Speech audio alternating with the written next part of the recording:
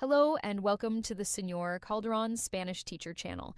Today we are going to learn one of the most important differences in Spanish, the preterit and the imperfect. I don't want you to think of them as two complicated tenses that you simply have to memorize.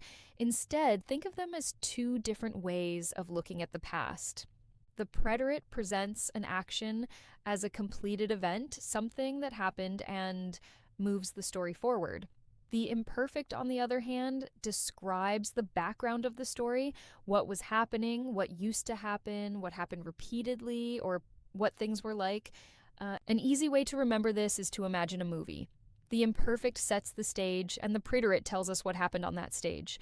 For example, it was nighttime, it was cold, and I was walking down the street when I saw a dog. The words was, and was walking represent the imperfect because they describe the situation and what was going on. Saw is the preterit because it represents a specific event that happened. Now, here is one of the easiest ways to recognize the imperfect. Listen for the endings -aba and -ea. With verbs ending in -ar, we use -aba, -abas, -aba, -abábamos, -aban, hablaba, caminaba, estudiaba, trabajaba.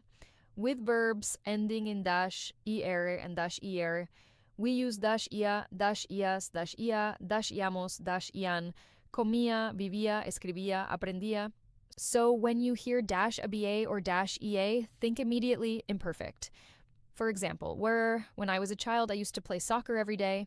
Here we use era and jugaba because we are talking about a past situation and a habitual action, not one specific event. But if I say, yesterday I played soccer, I use the preterit because I am presenting a specific completed event. Another simple way to choose between them is to ask yourself 3 questions. Was it a completed event? Then you probably need the preterit. Was it something habitual or something that used to happen? Then you probably need the imperfect. Was I describing the background or something that was already happening? Then think about the imperfect. Look at this example. I was studying when my friend called. Estudiaba is imperfect because the action was already in progress.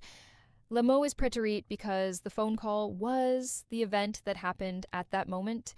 You can think of the imperfect as answering the question, what was going on? While the preterit answers, what happened?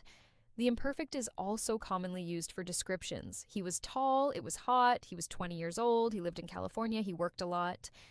These describe situations, characteristics, or habitual actions.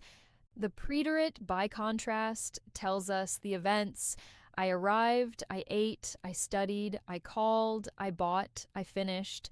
So don't be afraid of these two tenses. You don't have to translate every sentence word for word.